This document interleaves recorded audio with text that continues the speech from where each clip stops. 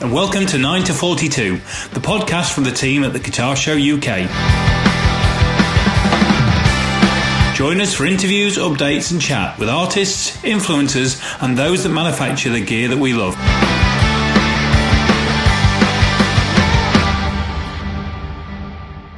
Hello and welcome to 9 to 42, which is the podcast from the guys at the Guitar Show UK. And Le Grand Fromage, Jason Hunt, is on screen. Jace, how the devil are you? I'm very good, Ant. I'm very good. It's about 150 degrees in this room right now. But other than that, absolutely fine. How are you? Well, the same as you. A touch clammy, shall we say? A touch clammy. I'm going to go with it. I don't know if there's such a thing as the male menopause, but so I could potentially blame that because I think I'm in that general age range.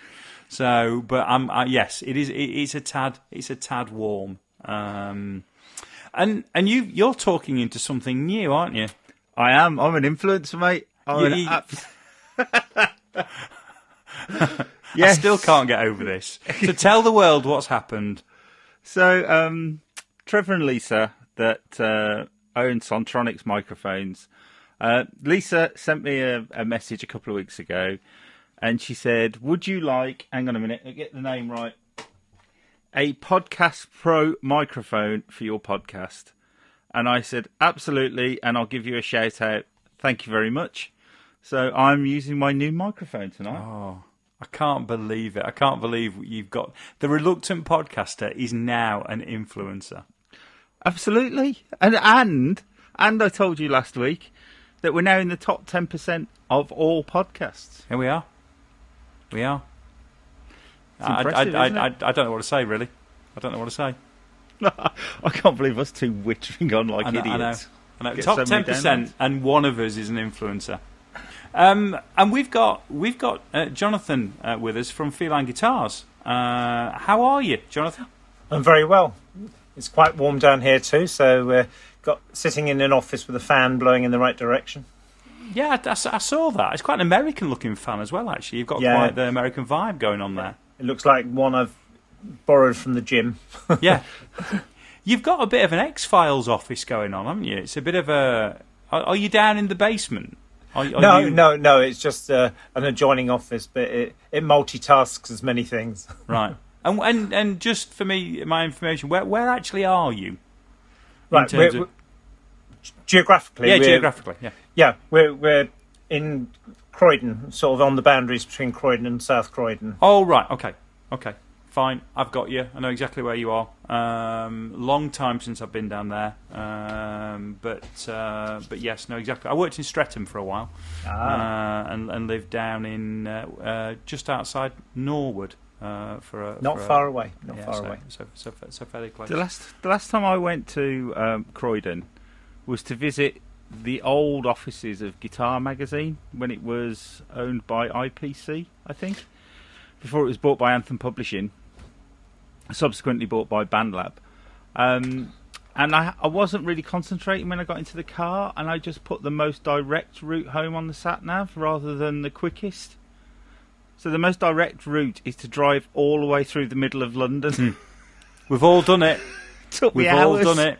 As bad as the M25 looks, going through crowded London's not fun. Yeah, and I had to pay the congestion charging. I listen, 19 what? I lived in London 95, 96 and looked at a map and thought, well, surely it's got to be quicker just to go straight through the middle. I think it might have been in 1953. Well, it can't have been. It was Coronation year. There must have been loads of people kicking around. I'm glad you know that. I have no idea. No, it can't have been. 52 must have been Coronation because 52, 53 was the Silver Jubilee. Oh, see, I've got that wrong as well. There's no wonder nobody sends me anything. Therein lies the problem. Anyway, back to questions in hand. So, Jonathan, how's business? When we tend to answer before we get into the nuts and bolts. How's lockdown been for you? What's changed at Feline through that period? How's everything going? Actually, we've found that lockdown hasn't been too dramatically detrimental to us.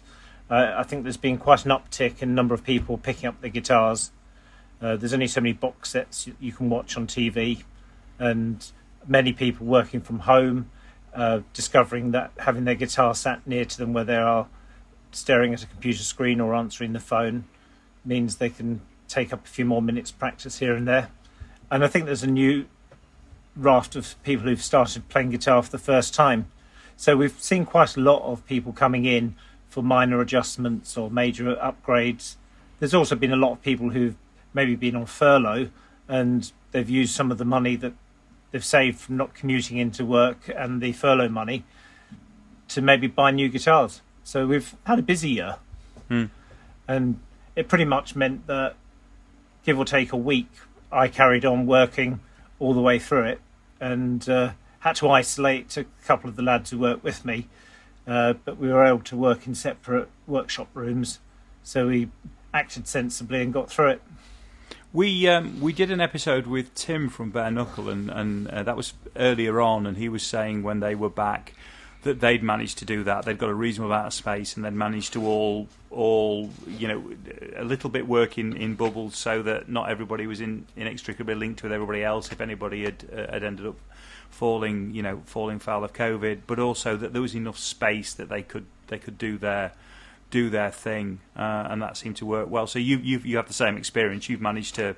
Pretty much. I mean, sadly, one of our guys actually came down with COVID and had time off for that, but he's fully recovered now.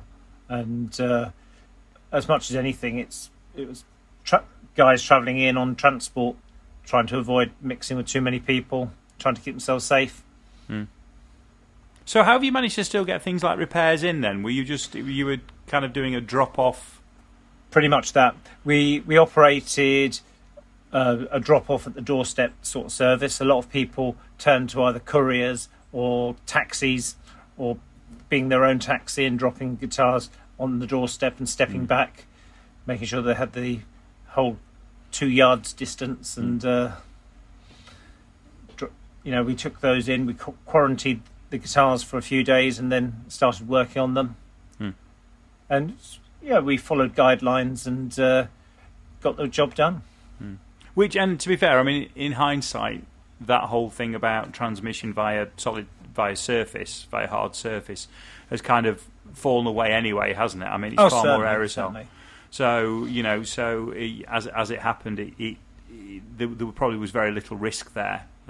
So it's it could have gone the other way, but as it turned out, it wasn't too bad. I'm going to let Jace jump in, because Jace always has the. So what made you get involved with this, or what was the So I'm going to let him jump in with that question, with his favourite question. That predictable. That predictable. And I mean, what's been really interesting is that I've obviously been talking to Jonathan on and off over the last couple of weeks, sorting this out. And he said, what are you going to ask? And I was like, I don't know, I haven't actually figured it out yet. So he sent over some pointers, which was really helpful. And it starts, I think we need to ask the question, how do you go from a physics degree, and did you get the degree, into making guitars? Well, that's the whole story. I'd taken up playing guitar at 16. My first experience of any kind of guitar technician was buying a second-hand Les Paul copy and wanting to change machine heads and not being able to. And we had a local shop near to where I am here, and they had a tech there called Dave Farmerlow, big shout out to him, who actually did that. But I got inspired to pick up some tools and do a few tweaks and upgrades myself, and that was the nucleus of an idea that I'd enjoy working on guitars. However, I went off to do an applied physics diploma, and whilst I was actually at that college, I studied at Middlesex Poly, now university, and I was doing that course. And one of the secretaries at the college, a really funky German girl who played bass, was in a band. And because I was rather taken with this young lady and wants to be around rock and roll, I found myself hanging out with her and her bandmates. Now, it turns out that the guitarist in her band, they were a glam rock band who went on to become called No Shame, but the guitarist in the band was a girl called Tina, and she was studying at the London College of Furniture. Now, the London College of Furniture actually had a whole department dedicated to musical instrument making, and she was studying there. And that moment, once I realised that was a thing, my interest in physics evaporated, and it became the only thing I wanted to do. So literally I bailed on the course after the first year in a desperate attempt to see if I could get what was a student grant back in those days changed over and go and study at the London College of Furniture. And did you?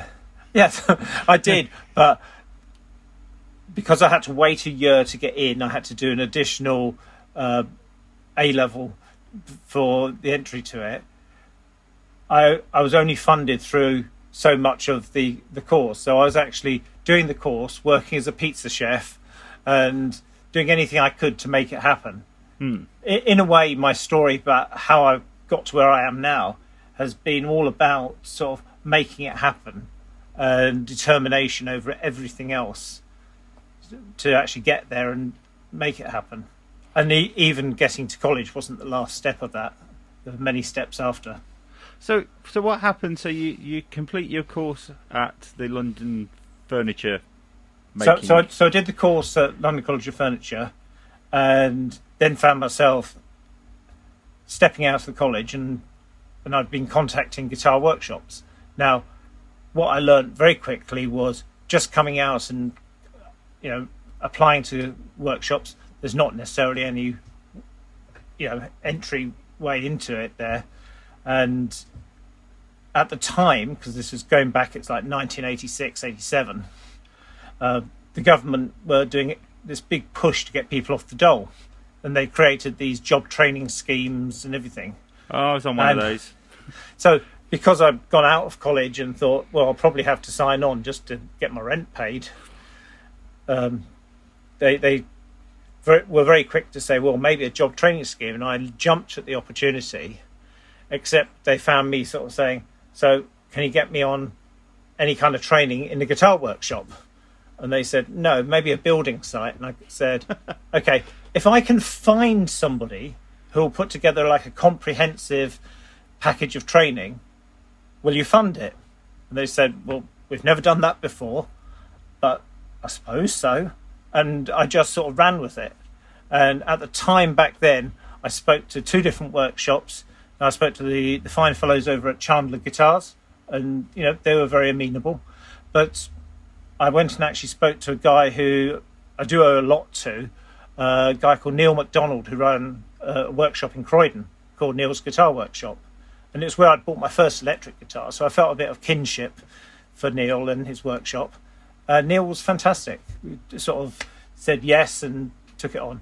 Now, in a way, because I'd actually secured like funding, as it were, it meant that he was getting somebody to train without having to, pay out for an employee. Mm-hmm. But that was great because it was mutually beneficial, and actually he treated me very, very well. And in that time, I learned a huge amount.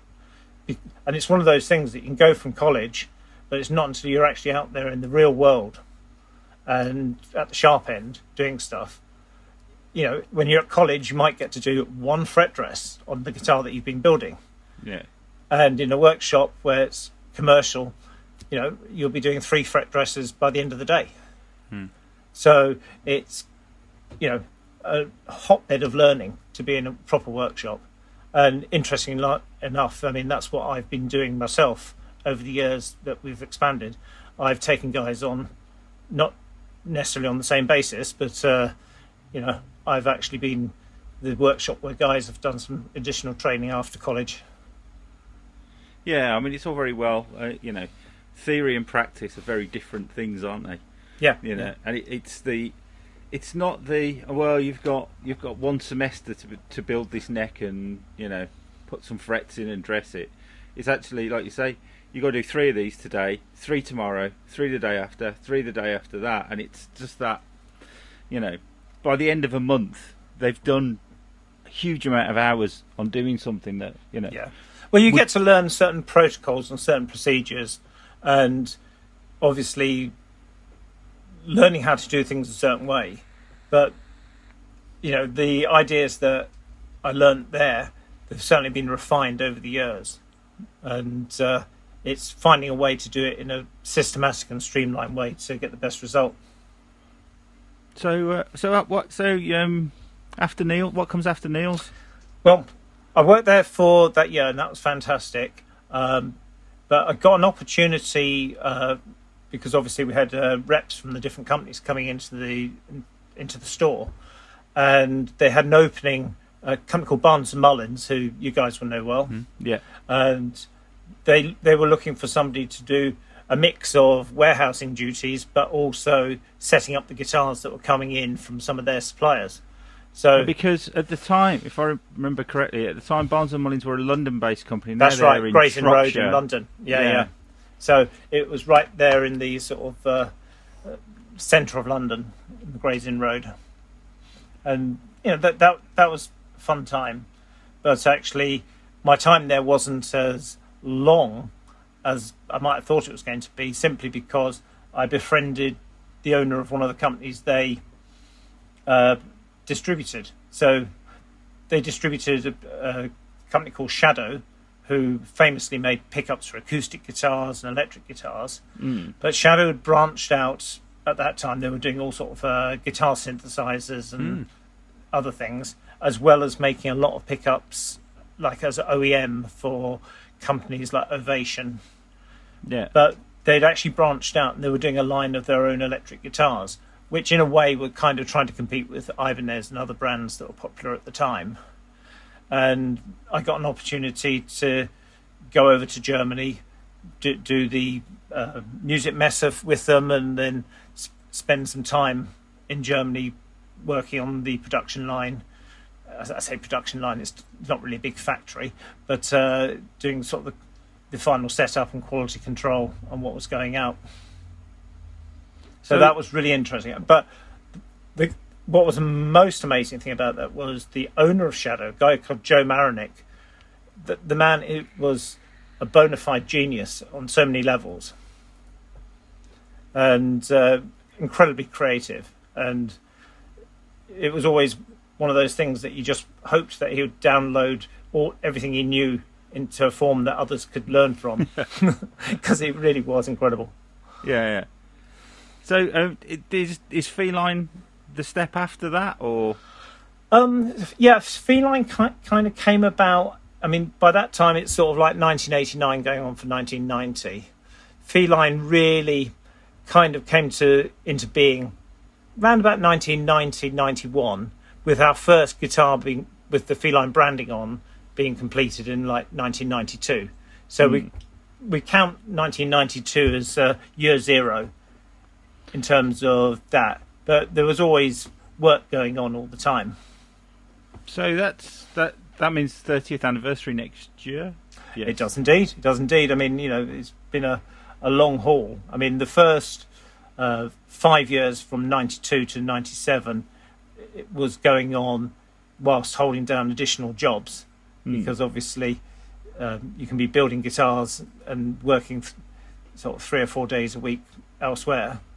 And one of the things I'll always say about your working life is, if you're clever about it, nothing's ever wasted. So the experience that you gain, and in my case I was working in a call centre, I was on telephones, and the sort of training and customer service that I got stood me in good stead. And it's one of the areas that some areas of the music business is a bit lacking in. So, when I set up Feline, I had a philosophy of how I wanted to run things, and obviously a lot of things I learnt from both the guitar work and also the customer-facing work in call centres was incorporated. So, what was the first guitar? The first branded guitar? First branded guitar. I'd made one for myself, and I still have it, or a bit, though it's in bits. But I got a commission to build a bass guitar for somebody who was in a friend's band, and it had been one of those things where he had grandmother die and had left money, but she wanted him to spend it on something he was about his music. Yeah. So he had that made, and he thought, I'll have this lovely bass guitar made, and it will be something I'll only ever use in the studio. And so I built it, and it was fantastic. It was really a good bass. And he subsequently started gigging it every week, so we were up and running. I built a few guitars, but it was sort of like early experimental days. And interestingly, somebody that Jason knows, I became good friends in this time with Doug, who runs Black Machine Guitars. Yes. So he and I became sort of brothers in arms when it came to sort of lutherie and learning from each other. And we'll even now joke about how we'd meet up in London and over coffee or lunch sort of hand over pickups and fretwire to each other and trading bits. So that kinship goes back pretty much 30 years also. Has Doug moved out of London now? Last time I saw him, which would be 18 months ago, 2 years ago, in fact. He was talking about moving out of London. He moved out of London and was briefly abroad and briefly went north, but he's back in London as far as I know. Right. Okay. I'll give him a call and find out.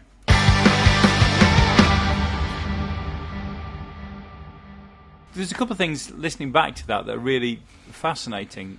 One, Shadow was a brand I'd completely forgotten about, but has now come steaming back into my memory because it was quite a thing at the time, wasn't it? It's a relatively short-lived period, wasn't it? It was only probably less than a decade. Well, Shadow were going for a long, long time, and they were well known for their acoustic transducer pickups. Yeah. At the time that they brought out the electric guitars, they'd also brought out this electric guitar pickup that had a little graphic equalizer built in. So the EQ5 pickup was something that a lot of people got excited about. And they're still quite active with accessories and bits that go on guitars. I mean, one area, and I've not been able to catch up with Joe to ask him about, and Jason knows where I'm going with this. It was actually Joe Marinick who came up with the concept of a branding for a guitar line. And he wanted to find something that sounded, even though it's like a European brand, that sounded very American, because sounding American was very important. And he was playing around with names, and I remember him explaining his theory to me. And he said, I've got this name, and I think it's going to work. It's called Harley Benton, because those names sound so American. Harley Benton, that's going to be a thing. And we smiled and we had another coffee, and but years later, there's a Harley Benton guitar out there. So it may be that he has something to do with it, or maybe that he let Toeman have it as a branding. Well, it was the guitar I was thinking of, because it was the guitar that I seem to recall being something that was front and centre of magazines and what have you, and there was somebody somewhere playing one. I seem to remember at least one person endorsing or playing them, but I can't for the life of me remember who it was. But that was a really interesting little thing. It's brought that back with a vengeance. But the other thing, going back even further, I don't put Thatcher era Britain with the kind of story that you just said about, well, look, if I can get somebody to put me a training course together, will you fund it? You know, when I go back to my memories of the middle to late 80s, it doesn't seem like the thing I would, recall. I think so the that's thing incredible. Was, politically, they put so many people on the dole, and there was a lot of political pressure to get them off the dole.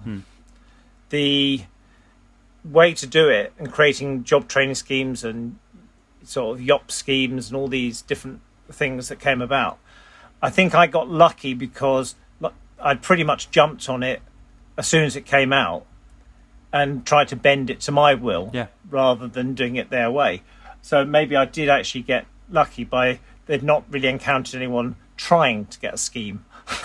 Yeah, well, that was the bit, and I think it talks a lot to you and your determination because, as I say, having lived through that period, I grew up in North Nottinghamshire, through the coal miners' strike, so I know what happened to communities. I know how devastating that period of time was, and and the things that were put in place to try and certainly in the part of the world that I grew up in, to try and put these communities back on the feet were woeful. They really were woeful. So to get one that actually worked in the way this worked for you, I think that's a massive achievement. So I mean, all power to having even just the call it the guts, call it the foresight, call it the determination to get it. Just to wants work. to make it work, make it happen. Yeah. And is it chutzpah? And is it's that the word? Having the chutzpah. Yeah, probably. Yeah, probably. Yeah, and it's just sort of like being willing to go and work 12-hour days in a call centre, and just so that you could actually free up 4 days a week and go and be making guitars on your kitchen table or in the shed. Are you still fairly good with the pizza? Because if you I'm good at eating it. Oh right, okay. Because that's a skill. I mean, it's not really my current activity, but yeah, we cooked everything from scratch, so it was wasn't just stick it under the grill. Right. It was, can you do the thing with the dough then? Can you do that weird flingy around dough thing? Yeah, we didn't do the whole Italian showmanship, right, okay. but you did get to sort of knead endless amounts of bread dough. Yeah. Right. Okay. I got visions of you now, hair tied back, just pinging the dough around on a couple of fingers. Certainly. Not those fingers, Jonathan.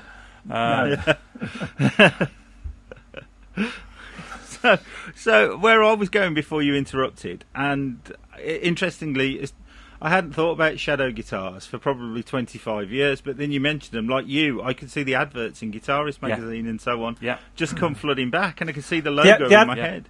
Yeah, and the adverts you probably remember might have been for the synth module, where you had the GTM6 synth module, and they also licensed it to, you sometimes saw it with Charvel on it. Right. So that they had things that they shared with other companies at the time. Yeah. So where I was going to go before Ant interrupted me with random comments. So you've done your first Feline bass. When did you start to sort of like, when did the Panther, the Tabby, the Lion, when did they, they all start to kind of the range kind of, yeah. I think that really started, got an opportunity to make the big jump and give up the day job and go full time. Now, I was benefited from a friend called Gary who was managing a shop called the Music Store in Surbiton, which was actually in the old Bell Music Shop premises, the famous old building.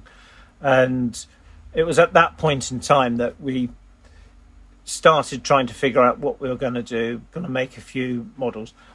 We've always been predominantly guitar repair, but it became sort of something that was like 70% repair, 30% building.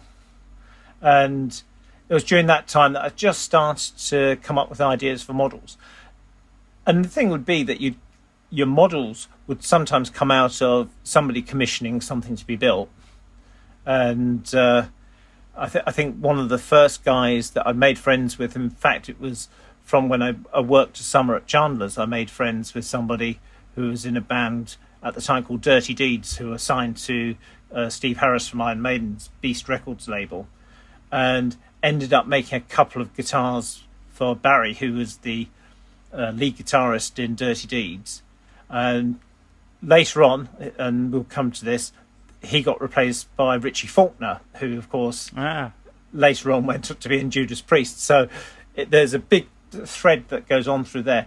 But it was really through getting to build certain models and finding that I really liked a certain model.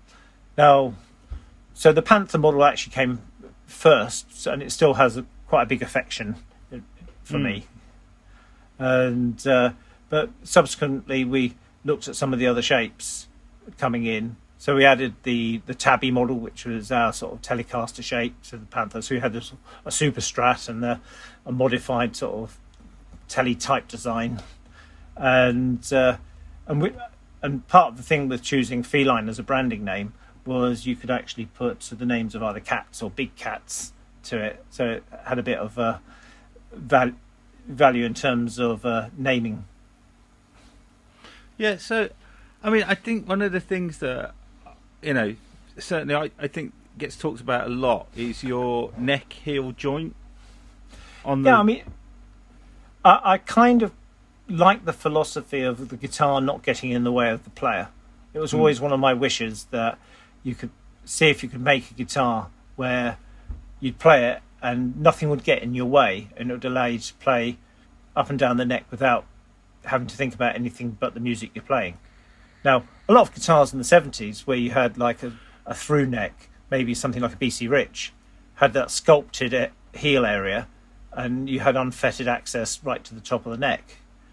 One of my friends had an Aria Les Paul type guitar, their PE series, and that had an angled and sculpted heel on that. So that was probably the first time I'd been playing like a Les Paul type guitar, and it had a much better access.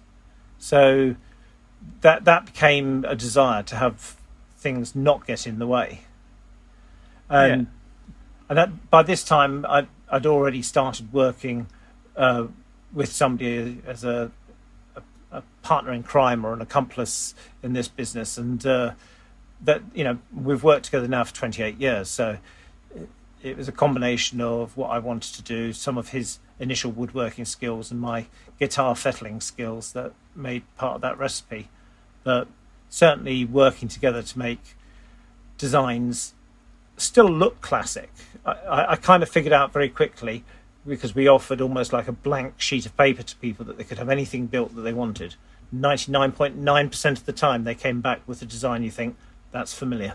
Because people like familiar shapes. Yeah. But what they sometimes want to do is get around the things that are still there because of historical reasons. And and we looked to see how we could refine it so it would be like a classic looking guitar, but modern feeling.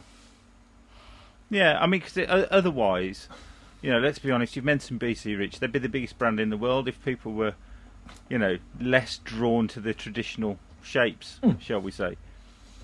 Yeah, I mean, there've certainly been guys who've tried to innovate. I mean, I think Paul Reed Smith was one of the guys who I greatly admire, and also the guys at Hamer Guitars. I mean, there were a couple of guys who looked at the classic, they looked at the Fenders, they looked at the Gibsons, and they said, what can we do to either amalgamate certain things together, to sort of streamline things.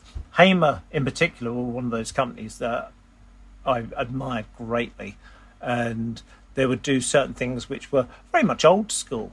Hamer always insisted on three-piece necks for stiffness and for not twisting. Yeah. And, they are much more robust, generally speaking.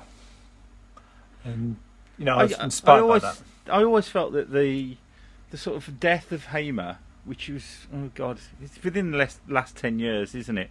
Was it more than that? Maybe. I mean, they kind of got changed hands a couple of times. Yeah. At the time that I got to know the Hamer guys was when they'd been bought out by Kaman Industries, which is Ovation. Yes. So they got bought out, and that wasn't a bad move. And they had the distribution for them, at least in the UK, being handled by Trace Elliott. So it became all under that umbrella.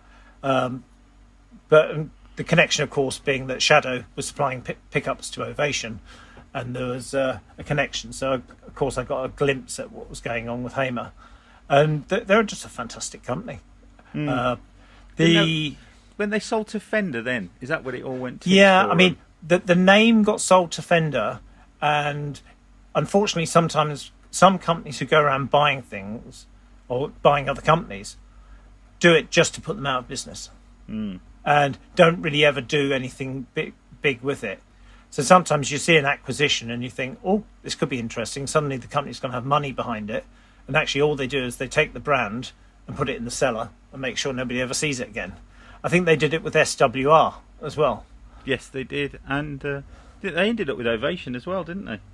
Yeah, there have been a few companies that have gone that way, and it's a shame. I think it reduces the diversity of opportunities for players. And I can't imagine any of those brands actually compete directly with Fender. Surely the Hamer stuff was traditionally competing with Gibson. So and maybe at the time Fender bought it to sort of stick it to Gibson. They had a brand that could do that. But at the same time, they also bought Guild. Yes. And Guild let them do a lot of other models that were very much Gibson competitors. So maybe they didn't need Hamer to do that so much. So anyway, I think one of your most famous Panthers, which is an S-type guitar, given your name is Jonathan Law, is the Anthrax I Am the Law. Not to do with Anthrax, 100% to do with Judge Dredd. My brother was a complete and utter 2000 AD fanatic and bought every issue from like issue 1. And of course, being his older brother, I got to read the comics when he wasn't looking, and became quite a big fan of that. But there was actually one particular cover of an edition of 2000 AD that had this great bit of artwork that they actually used to sell as a T-shirt, and so that you could go down to Forbidden Planet and buy that as a T-shirt, and it's the artwork that ended up on the guitar. Right. And yes, because my surname is Law, inlaying in pearl in the neck, I am the Law. Seemed great fun. Of course, everybody assumes, oh, you must be an Anthrax fan, and whilst I appreciate what they do, they're not actually my cup of tea. No, I mean, I kind of quite liked them when Spreading the Disease came out, and in fact, I walked past the venue that I saw them in about 1990 or something the other day with my daughter, and said, I got a black eye in there. I was quite literally caught in a mosh. Yes, you are. Yeah. I think at the time I was much more of a Motley Crue and Kiss and sort of big hair and tight trousers brigade rather than the Metallica Anthrax. I mean, I was definitely like you. I think we're about the same age. We'd have had the same sort of tastes, from Hanoi Rocks to Kiss and New York Dolls and through to the sort of second wave that came through. But we, there weren't many rock fans. Certainly where I lived in Birmingham at the time, there weren't many rock fans. And I liked glam. Mates liked thrash. Another mate liked AOR. So we just used to go to each other's gigs because otherwise we'd never have gone to a gig, sort of thing. So, I ended up seeing Metallica and Anthrax and. God, FM is the most classic AOR one I can think of. Oh, yeah. Saw FM loads of times, never bought a single record by them. Yeah. It's very hard to start a mosh pit at an FM gig. Stage diving. Too many lovely layered keyboard parts. Yeah. And don't mess up the hair. So I suppose also alongside the I Am the Law guitar, because there's that beautiful GT40 Golf striped sort of Panther as well. Again, that was a similar shape, and it's gently dipping into my love of classic motorsports. And if I had my way, I'd have a whole collection of Le Mans and F1 themed guitars. But but it was. A nice guitar, kept it really, really simple, and I just fancied doing something, and I just had, a painter guy I knew paint it up like, the racing stripes of the GT40. The colours weren't quite true to form, but anyone who looks at it thinks, that's got that Le Mans car. Yeah, absolutely. So, and then I suppose we bring it sort of more up to date. You've got the 25th anniversary models. Yeah. I'm assuming that next year we'll be seeing 30th anniversary models. Yeah. Because no one ever does the 27th year anniversary models. Well, we did the 20th, and that was a big thing for us. And we sort of because our 20th was in 2012, so we did 12 guitars to celebrate 20 years. It was 2012. And then we did the 25th, and again we kind of went with a dozen guitars. It was a baker's dozen. I made an extra one so I could have one, and we've still got a couple of those guitars that are utterly fantastic. The 30th anniversary will follow that same theme. There came a point at which what we became known for was making that classic single cutaway Les Paul type guitar with classic looks and modern features, and by modern features, I'm not meaning self-tuning or anything like that. I'm sort of really just meaning it's those few refinements. Some of the things we do are actually kind of quite backwards looking, in as much as proper old school lutherie things where you're using 3-piece necks, quarter sawn grain, the things that traditional luthiers would have done. But in terms of the sort of sculpting and feel and getting things done, we try to move it forward. One of the things actually we, feel made a big quantum leap forward for us was actually finding the Iavana compensated tuning nut, which when we can use it, we will, because we feel it makes a huge difference. Having a guitar that actually sounds more in tune is a lovely, lovely thing. And on a guitar that sounds very big and can be a bit too beefy, like a Les Paul or a 335, it can be an utter saviour to get a bit of fidelity back into that guitar. Interesting. I mean, I've played Les Pauls all my life, so I'm used to a guitar that's vaguely out of tune. I'm not entirely sure that I'd like one in tune. 30 years of listening will have to go out the window. It's quite nice when you pick up an electric guitar, when you play it, and it actually sounds like a sweet acoustic guitar when it's unplugged. And you just know that when you plug that in, it's going to sound magnificent through your stack of amplifiers. So is it just the 12 again for the 30th anniversary? I'm not quite sure. I mean, one of the interesting things is my long-standing right-hand man in the building side of things is actually reaching quite an advanced number of years himself, and we're sort of looking about going out with a big hurrah on that front. So we're, technically speaking, we've probably got about somewhere between 10 and 15 guitars that we've said, yeah, let's do this as a 30th. And it may be that we've got, we're going to do Lion models again, because that seems to be our thing to celebrate with. And we're going to do 5 of the Lion Supreme, which is the one with the maple cap, but we're doing it with the thinner bodied profile, because you can still get all the tone out of the guitar without the weight and the bulk. And I'm at an age where I want comfort rather than anything else. And so actually having a little bit of a gentle ribcage contour can make a fantastic difference to how long you'll spend rehearsing with that guitar. But so we've got 5 of those, but I've actually decided that I want to make 5 with a Floyd Rose and a sustainer. So I'm sort of trying to do the guitar that Richie Sambora wishes he could have had. But, well, in a way, it's sort of becoming its own thing, because you've got so many people who are into, bands that use sustainers and things like that.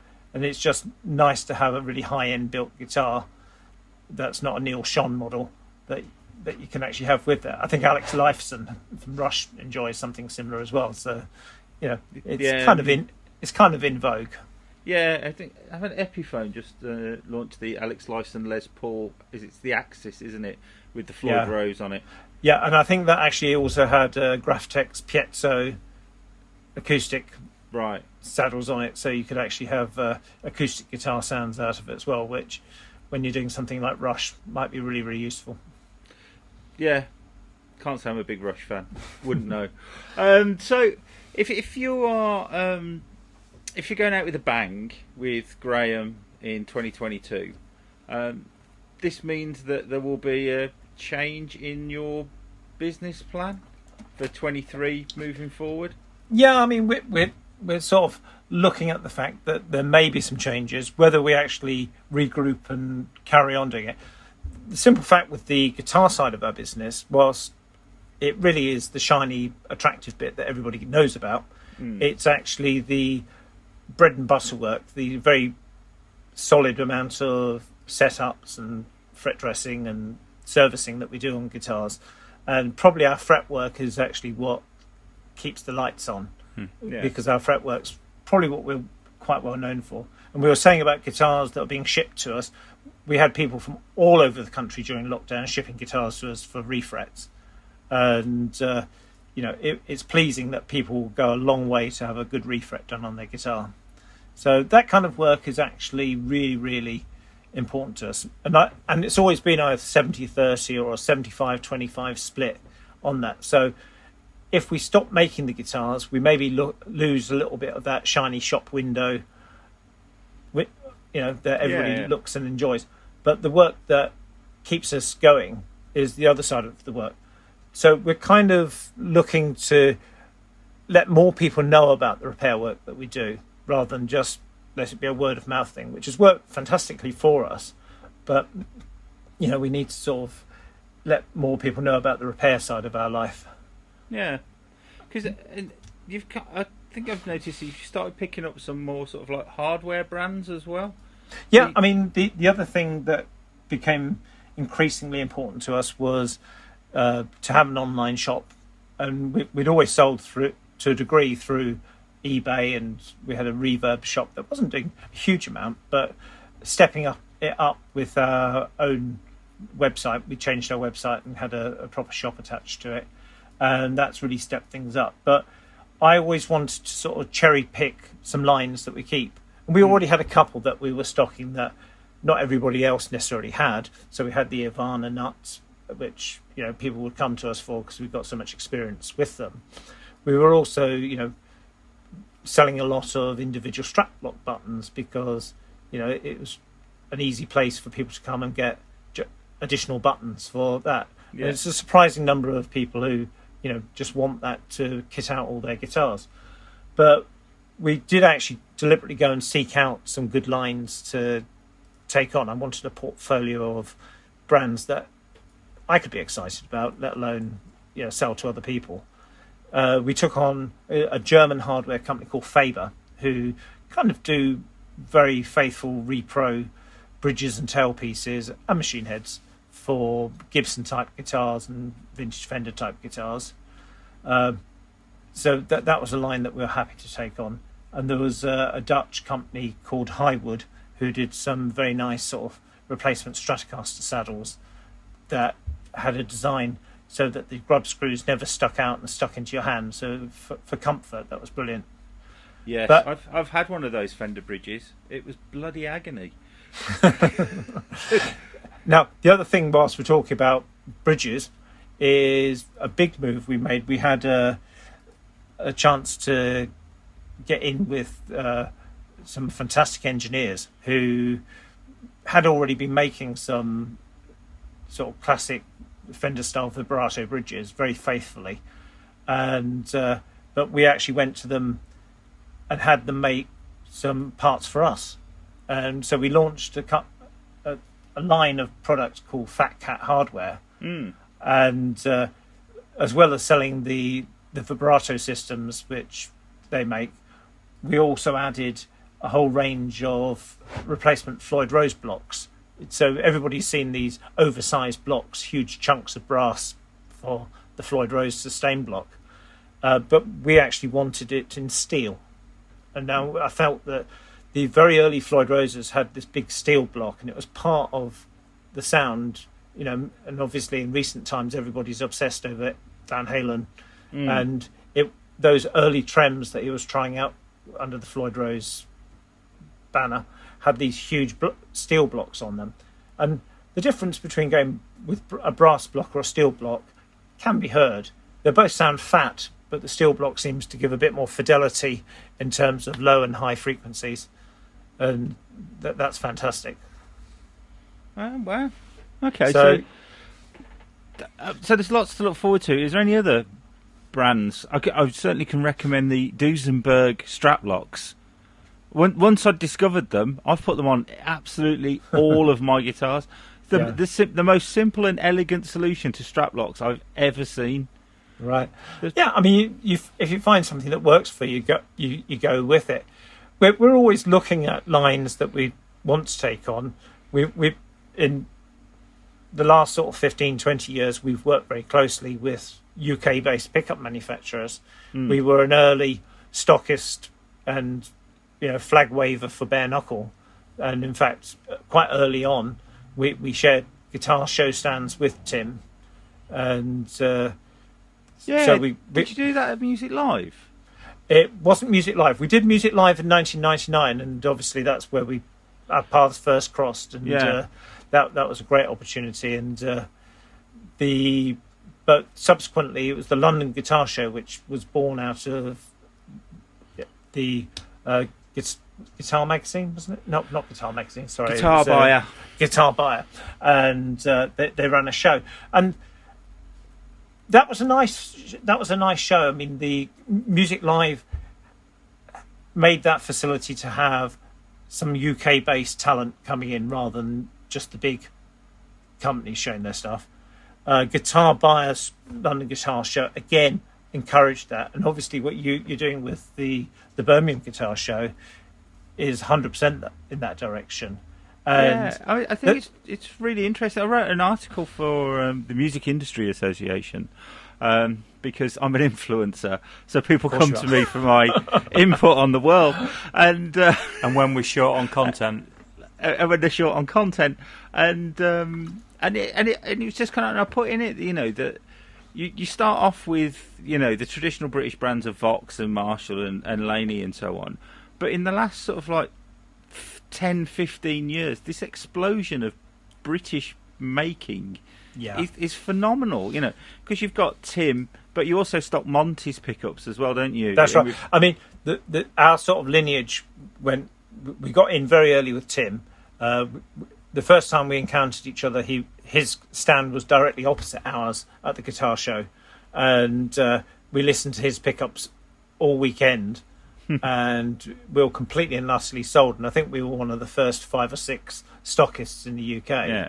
And we had Doug from Black Machine on a neighbouring stand as well, so we became sort of flag wavers for that, and it really helped his brand because we were standing a little bit bigger. And these days, obviously, they've grown into an industry giant, so that's great. And I've always championed having a couple of good brands that people can choose from.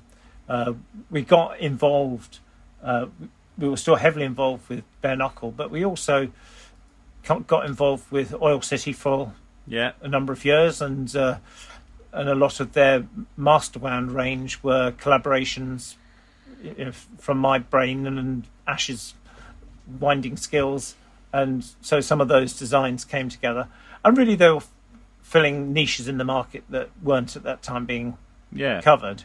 And but we also became good friends with Monty's and enjoyed having some of his pickups.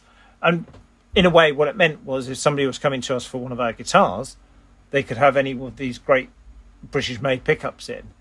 And we saw it as not necessarily being strong competition with each other, but they were sort of edging some of the foreign imports out of the way and letting people have some of this fabulously British made stuff. And obviously on British made guitars and having a British made pickup, it just had a good feeling about it. Not that other brands aren't fantastic too, but it was really good. And of course, more recently, we've got Thomas Nielsen of Cream Tea pickups doing stuff, and and in a way, I just feel very fortunate to have all these fabulous products lying around that we can turn to. Yeah, because is it the Whisker Bucker he's doing? The Whisker Bucker, obviously, he has the patronage of Billy Gibbons from ZZ Top, and the Whisker Bucker is his faithful scanning of Billy Gibbons' Pearly Gates guitars pickups, and they're doing that. But they're marketing that, and we're just waiting. They've got Bernie Marsden's pickups on board, and also Jeff Whitehorn's pickups from his Gold Top, and you're slowly getting some other things. I know that Patrick Eggles released a few guitars with those in, and they're fantastic. And and in a way, we're at that point where you're getting to choose different types of excellence. It's like you want a sports car, and it's like, well, you've got a choice between a Ferrari and a Maserati, or a Lamborghini. Neither of them are going to be anything other than wonderful. It's just what flavour of wonderful you want. Yes. But so I mean, we've got all that going on. The other things that this last couple of years has really brought to mind, and we're going to certainly investigate these avenues more, we've had customers who've come to us with guitars that they've had since their younger days, and it made me realise that people are very happy to do something with the guitar that they'll never sell. You know, we've all got a guitar. It might have been a first guitar. It might have been a gift from a parent or a loved one. And it's like, I'll never sell this guitar, but it needs a shot in the arm to make it play as nicely as my other guitars. Yeah. And sometimes guys go, well, normally the rationale of spending a few £100s on a guitar that's only a Squire Strat might seem a bit alien, but I'm never going to sell this guitar, but it needs some help to be everything it could be. Yeah. Now, the thing that we've learnt is that we've lost an awful lot of snobbery when it comes to brands, because you start identifying a guitar as two pieces of wood that have gone together, or two or three pieces of wood, and some associated hardware and electronics, and you start stripping away the mystique of a name and branding, and you start identifying, will these pieces of wood work well together as a guitar? And if they will, the upgrades are certainly worthwhile. Yeah. And we get people with guitars that have been their teenage guitars that they learnt all their Green Day songs on, or their Oasis songs on, now supercharged into something that they'll quite happily play as happily as one of their more boutique guitars.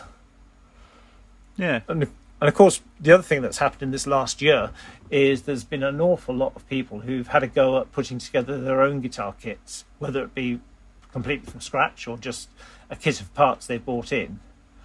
And we've found ourselves getting a lot of phone calls from guys who've been really happy with the process of putting a guitar together, but they know there's an extra 20% still locked up in that guitar in terms of playability, that, you know, could we help them find that extra bit of performance? Absolutely. I mean, I said to you earlier when we were chatting before, I mean, I've done that. It's I put together I suppose for want of a better description, a hard-tailed super Strat. And this is like the 6 parts caster I've built, and I really enjoyed the process of, you know, spraying them. You know, it was, you know, this one was sprayed when we had summer 2 months ago, which was brilliant. So I could do it in the garden, and it dried really quickly, and then I had to leave it for 2 months for it to harden off before I could relic it. Of course. You know, and I've put it together, and it was okay. But I sent it to a mate of mine, Keith, who knows what he's doing far more than I do, because this is his job. And he went, yeah, that neck needs to shim, this needs to move a little bit, blah, blah, blah. Yeah. And then, you know, in fact, while we've been talking, he's just sent me a picture of it finished. Oh, excitement. So Friday afternoon, I'm going to pick it up. Yeah. I mean, the thing that, moving forward, that I want to do is document a few of these interesting projects where we're doing a bit of final putting together and finessing of people's projects, and share them on our website, because these are good stories, and it will maybe inspire people with their own projects, and it's about time that I put a few new stories there, not have just the Richie Faulkner Les Paul story being the focus of attention, although that is quite an extraordinary story. You've enjoyed that one a few times, James. I have, and we're almost out of time, unfortunately, but I would recommend anybody goes to the Feline website and has a look at that Richie Faulkner Les Paul custom, because the state of that guitar when you got it, with its snapped off headstock, but it seemed to take some of the neck as well as just the headstock. It was trashed.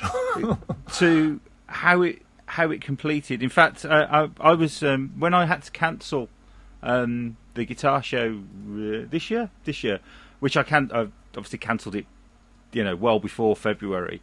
I actually asked you, and you let me use one of your photographs to kind of, you know, that was pretty much how I was feeling at the moment. My headstock had been snapped off. But, you know, seriously, go to the Feline Guitars website and have a look at that story. It is remarkable, the job that you did to restore that guitar back to its glory. I can't say enough about it. It looks fantastic. Yeah, it was a very happy ending on a guitar that had been somebody's pride and joy. So I think I'm pretty much done, Ant, because I know we're kind of running out of time. Have you got anything left to say? No, not at all. It's just been another one of those where, I mean, obviously you abuse me royally in the middle, as you tend to do, but it's been just nice to sit and listen, sit and listen to Jonathan and the journey he's been on, because it's absolutely fascinating. And of course, as always happens every time we record one of these, as Jonathan was describing that guitar that you're never going to sell, but that needs a bit of work, and I glanced over to the guitar of mine that's the one I'm never going to sell that needs a little bit of work, and thought, oh, bloody hell, it's another one of these podcasts that's going to cost me money, because we don't interview anybody where I don't actually want half of the website or realise that they can help me do something with something I've already got. So thank you, Jonathan, for that. I'm now going to be pondering on what that's going to cost. As my 62 reissue needs a bit of love and care. But it's honestly, mate. I mean, having been doing this job for 20 odd years now, people go, "Why have you got so many guitars?" It's because I speak to so many of these buggers, and they put them in my hands and go, "Have a go," and you go, "This is amazing," and it's just fatal. They know exactly what they're doing, don't they? Yeah, they know exactly. They do. Jonathan, we're talking about you now. I know. Well, it's when we've done the guitar show in Birmingham, it's been great because we find people from the other stalls, the other vendors coming around before the show opens to have a quick check out of what your stuff's like, and it's sort of like, Oh, you sold one to Mark at Guitars for You, didn't you? Didn't you buy? That's right. I mean, he'd been looking for a vintage Les Paul Junior type guitar, and he tried one of our double cut Lion Cubs, and it was just like, wow, this has all the vibe of an old one with the build quality of a new one. Yeah, and I think that someone who's been around guitars as much as Mark, that's a pretty good endorsement. Oh yeah, I took it as a feather in my cap. Cool. Well, listen, thank you ever so much for your time. You're very welcome. Thank you for having me. I've been looking forward to No, doing it's been an absolute pleasure, and next time I'm down that neck of the woods, I'm definitely going to pop along. But no, it's been a joy and a pleasure to meet you, and hopefully we'll catch up with you. Well, hopefully we'll catch up at the show next year. Lovely stuff. Yep, looking forward to it. Cool, Jace. Do we need to just do a quick shout out to our other? Yes, so our proper sponsors, rather than me being an influencer. Yes, we need to thank Focusrite as ever for the sponsorship of 9 to 42. Thank you very much, guys. Really appreciate it. And as put on every post, that this podcast is made using a Scarlett 2i2. There we have it. Jace, I'll catch you next time. Jonathan, look forward to seeing you soon. Everybody take care, and we'll speak to you next time. Thanks, guys. Been a blast.